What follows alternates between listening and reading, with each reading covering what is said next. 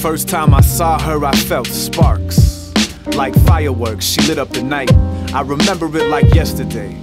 I closed my eyes and inside my head, her dress was black, her lips were red.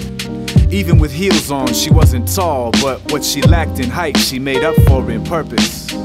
She was passionate, patriotic, and had a love for poutine. A certain je ne sais quoi.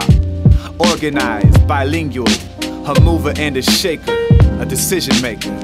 Conservative in theory, but liberal with how she loved. It's best not to get her started on politics. There's always a price to pay for not seeing it the Queensway. Still, she saw my beauty, even though she's a sucker for a man in uniform. She kept me warm, even when she's oh so cold.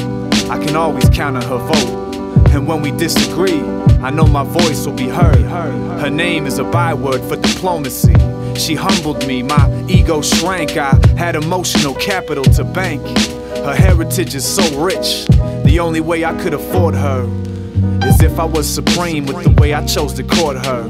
And I was, until I got scared. I became preoccupied by freedom. The more I pulled back, the further she pressed in.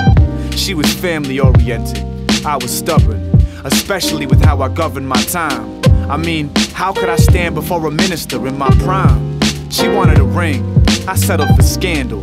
When she caught me in a white lie, it was a red flag. She became distant, icy and frigid. Once I admitted I was not committed, we drifted like lonely boats down the canal. And now, all I feel is regret.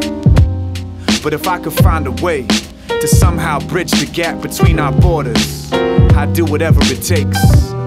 No hill too steep, no river too deep. Oh, I would do anything for one last chance.